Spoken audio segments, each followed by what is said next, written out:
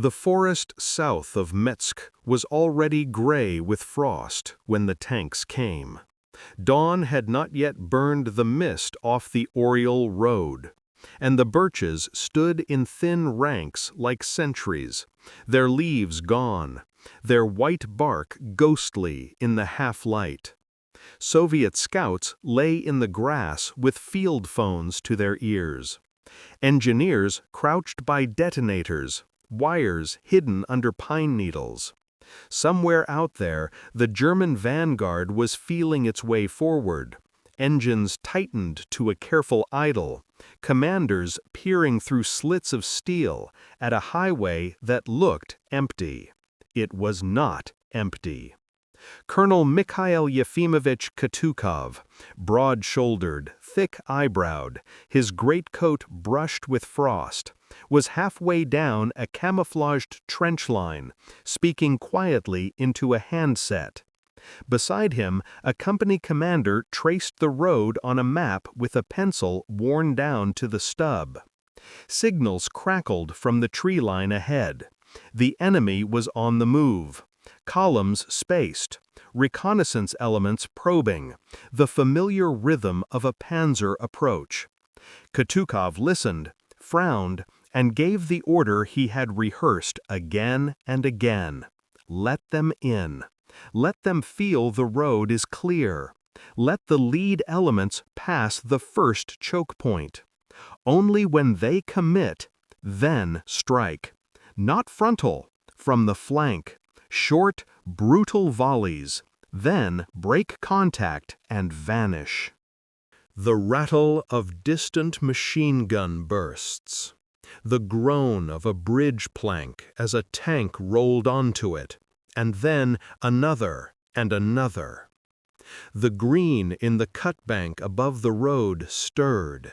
The gun house of a T-34 rising in slow, deliberate inches, like a shark's fin parting the water. When the ambush opened, it was as it had been drawn in grease pencil on the map. Shots from concealed T-34s hit the side armor of the lead German tanks at ranges where the enemy believed he was safe. Anti-tank guns in the birch copses fired and slid back on their spades. Sappers blew charges at the culvert, crumpling the roadway and trapping two vehicles nose to tail. German return fire raked empty brush. Soviet tanks did not stand still after the first shots. Each gunner had a second target pre-selected. 2-3 minutes of chaos. Then smoke canisters popped, gears meshed, and the Soviet tanks dropped back into the trees by pre-measured lanes, their exhausts hanging in the frost like torn cloth. That was October 1941, outside Mtsensk, when Major General Heinz Guderian's armored spearheads, what the Germans called Panzergruppe II, were racing toward Moscow from the south. In their path stood a scratch force under General Dmitry Lelushenko, reinforced by a tank formation that would soon be famous, the 4th Tank Brigade under Colonel Mikhail Katukov. The brigade had T-34s with their new sloped armor. It had a handful of KV heavy tanks. It had crews who were still learning their machines, and it had a commander whose instincts were not to meet speed with speed, but to take speed away. Katukov was not a theorist. He was a soldier from the peasantry of Ryazan, born in 1900, who had joined the Red Army during the Civil War and come up through the armored forces as the tanks themselves evolved. He had seen the early clumsy models and the sleek, faster designs that followed, and he had watched the disasters of the summer of 1941. Formations caught on the march, brigades thrown into frontal attacks without reconnaissance, radio nets that fell silent in the first minutes of battle. Out of that ruin, he drew one lesson he would repeat for the rest of the war. If you cannot control the enemy's will, control the geometry of the battlefield. Make him turn. Make him reveal his flanks. Make him attack prepared positions, and then hit him with mobile groups where he least expects it. This is what we call in shorthand the Katukov maneuver. It is not a single trick, not a diagram on a blackboard, but a rhythm, reconnaissance that refuses to be blind, camouflage that is more than paint on steel, an elastic defense that invites overreach, a short and heavy blow from the flank, and an immediate withdrawal to avoid the counterblow. He did not invent ambush warfare. He perfected how Soviet tanks would do it with the machines and terrain they had, and with the time they did not. In the Mtsensk engagements of early to mid-October, Katukov's brigade executed that rhythm along the Oryol-Mtsensk road and in the forests on either side. German accounts from the time were startled by the T-34's ability to appear suddenly in woods the Germans had believed impassable, to fire from hull-down positions the Panzers could not reply to, and to survive hits that would have crippled older Soviet models. Soviet accounts were careful to note that not every shot penetrated, not every ambush worked cleanly, and that radio communication, without which timing falls apart, was often improvised with flags and runners. The brigade's success depended on the work of sappers who shaped the battlefield, on artillery that knew exactly when to fire and when to hold, and on reconnaissance that kept the commander's map alive hour by hour. How many German tanks were knocked out at Mtsensk? The numbers are contested. Soviet wartime claims and post-war summaries sometimes list high figures, dozens in a day, while later research using cross-checked German loss records produces more modest totals spread over several engagements. What is not in dispute is the effect. Guderian's advance slowed, diverted onto poorer roads, forced to deploy again and again against an enemy who refused to meet him on the highway. The 4th Tank Brigade's performance was so notable that on 11 November 1941, it was given the Guards title, becoming the first Guards Tank Brigade, an honor then still rare, bestowed for stubborn, skillful fighting at a time when everything was going badly.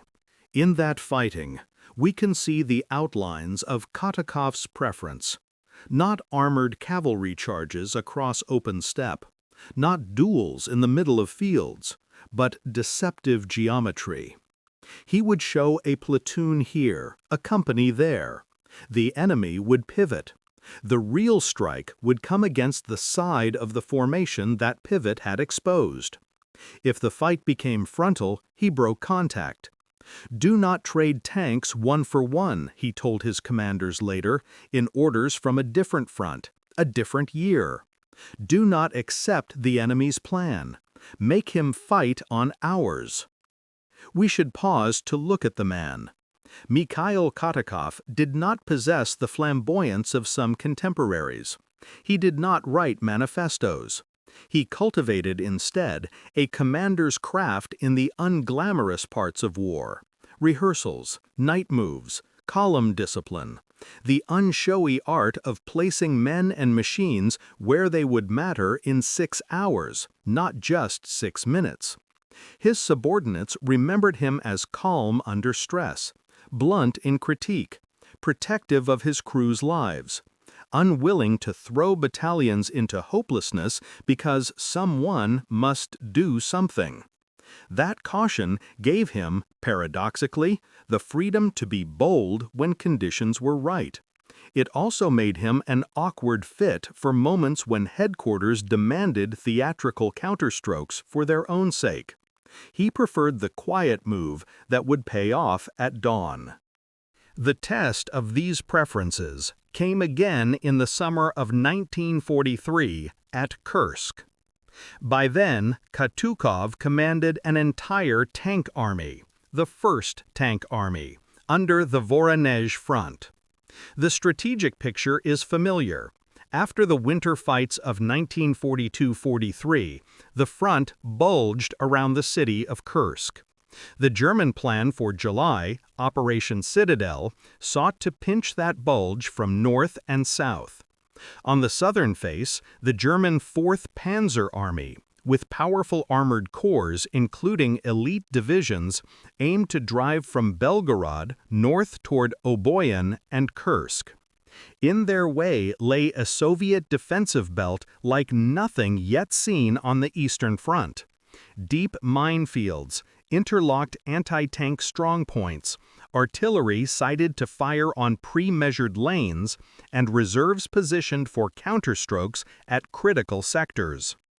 Katukov's army held positions along the Belgorod-Oboyan axis. He understood what the first days would bring: concentrated tank assaults into narrow penetration corridors, heavily supported by artillery and air power. Against this, the simplest use of a tank army, to throw it forward in a head-on collision, would be, he believed, a waste. Instead, he advocated for an elastic first period. Let the prepared defenses break the momentum. Let the minefields and guns impose a tempo the attacker did not choose. And hold large armored formations back until the attacker's spearheads had elongated, until their flanks were bound to shell-torn lanes and their infantry slowed by the trench's geometry.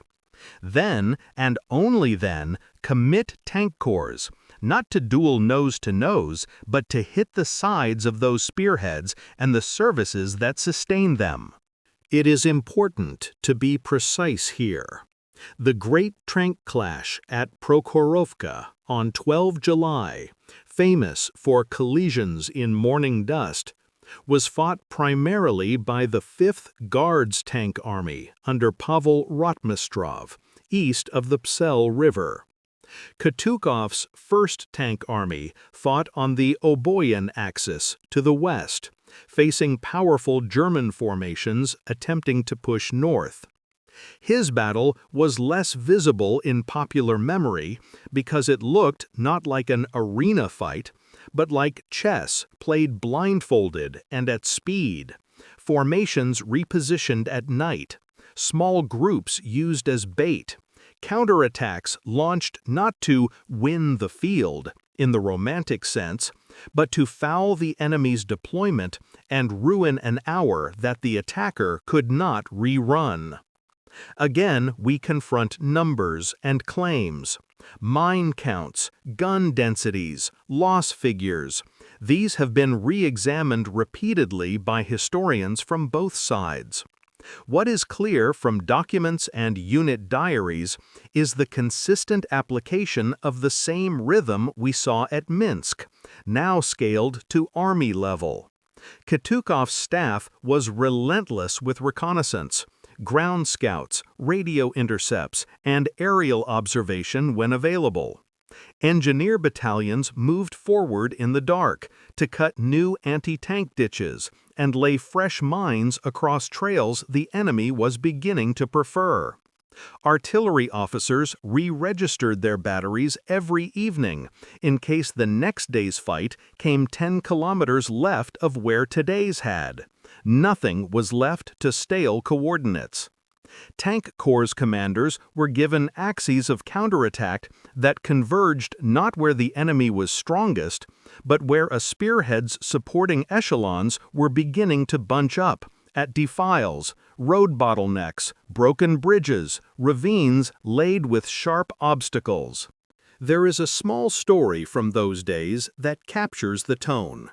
A brigade commander in the 6th Tank Corps, impatient, proposed an aggressive drive straight down a road toward what he believed was the head of a German column. The shortest path, he argued, will unhinge them before noon. Katukov vetoed the move. He insisted on a detour through 2 villages to approach the road at an angle that would expose the column's flank and supply vehicles. It added hours. It looked, on a map, like timidity. The brigade obeyed.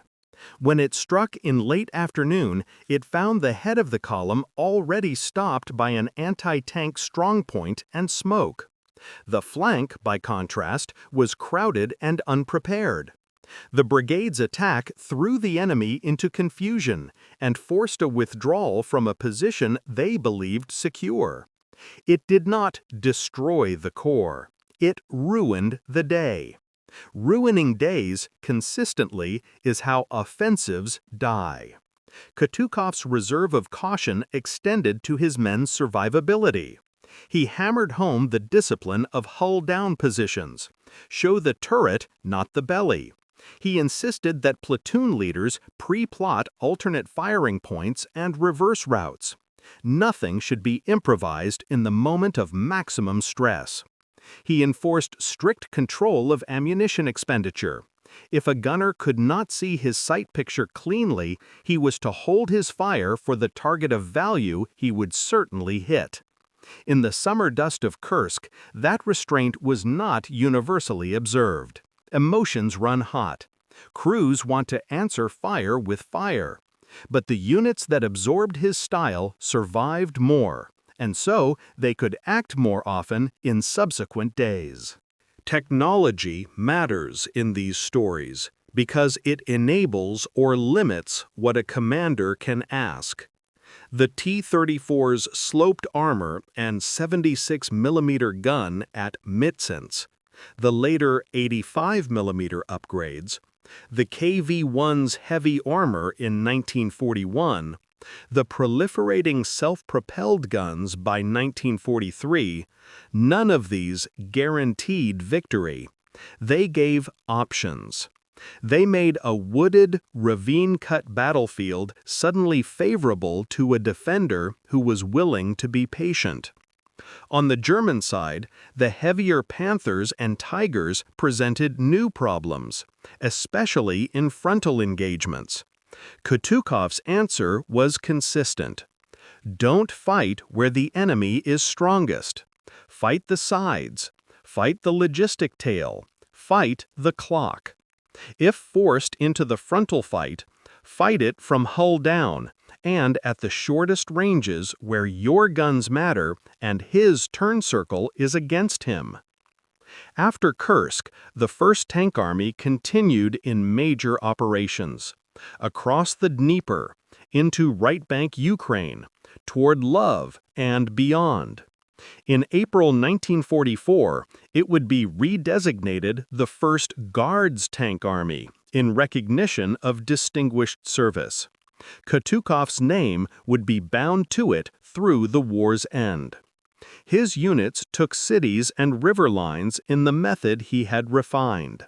Reconnaissance to cut surprise losses, an initial period of deception and shaping, and then a blow that did not define itself by territory alone, but by the enemy formations it twisted into unusable shapes.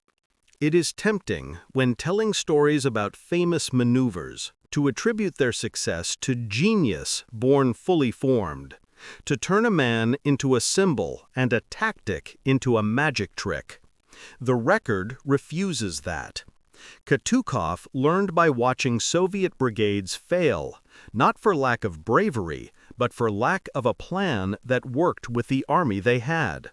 He collected practices: how to hide a tank in a birch copse without breaking branches that would betray it, how to align an armored column on a forest track so that the turn radius of the 3rd Company would not jam the road, how to time a pack of T-34s so that when they fired, their shells hit within a heartbeat of each other, confusing enemy gunners about where the strike truly was.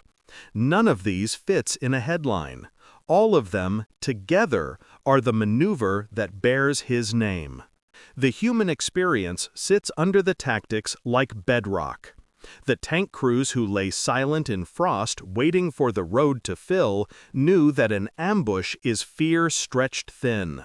The long minutes of breath held, the urge to fire too early, the cold that creeps into fingers wrapped around triggers. The sappers who crawled forward to relay mines onto likely lanes did so under artillery harassment, marking their own paths in ways they alone would remember in the dark. The radio operators juggled nets crowded with voices, some calm, some shouting over engine noise. The commanders who waited to commit their reserves had to hold themselves back when every instinct said, "Do something now." The discipline to wait, perhaps the defining quality of Katukov's art, was purchased with nerves, and not everyone could afford it every day. As for the enemy, the German reports from Mtsensk and the Oboyan sector record a growing respect, a wary recognition that the Soviets were not simply massing tanks and driving forward, but choosing ground, choosing time, choosing angles. They record, too, their own tactical adjustments, more flank security, heavier reconnaissance, and reluctance to drive into wooded cuts without infantry screens. That is how war evolves, not by one side writing a perfect script, but by each learning, and the balance set by who can learn faster with the losses they can bear. In the last winter of the war, when the Red Army had become a machine that could both absorb and project force at scale, Katukov's name no longer carried the aura of a new method. It was part of the doctrine. He had become one of the commanders whose habits were taught in field schools and practiced in rehearsals along frozen streams at night. In photographs from that time, his cap pushed back, a map folded under his arm, he looks like what he was, a professional in a brutal trade, neither a mystic nor a showman. The secret of the Katukov maneuver is that there is no secret, only hard, tested habits applied with consistency. Find the enemy first. Hide until the right minute. Make the enemy turn. Hit him where he cannot quickly reply. Break contact before he can punish you, and prepare the next place where the same will happen again. At Mtsensk, it saved days that the Soviet capital needed. At Kursk, expanded to the scale of an army, it helped turn an offensive into a stalemate and then into a reversal. Names and places confirm it. Oriel, Mtsensk, Belgorod, Oboyan. Units confirm it. The 4th Tank Brigade that became the 1st Guards. The tank corps that learned not to rush when rushing felt heroic. In later years, when Mikhail Katukov looked back, he did not speak in the language of myth. He spoke of training. He spoke of reconnoitering the line of the future fight while the map was still clean. He spoke of his crews, some alive, many not, and of how to arrange their chances so that skill and courage had a place to work.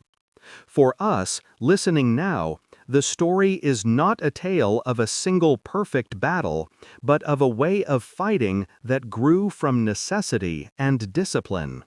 The maneuver was not drawn once and remembered. It was rehearsed in frost, revised by losses, and refined until it could be repeated when it mattered most. And in the birch forests south of Mtsensk, where the first sketches were made in shovels and smoke, the road still runs between low cut banks. If you stand on the bank at dawn, the traffic of a different century whispering past, you can imagine the shape of it, the empty highway, the stillness of the woods that only seems empty, the long intake of breath before a commander who disliked grand gestures let the enemy come just a little farther. Then a flash in the trees, fast and close, and the day, for someone, ruined.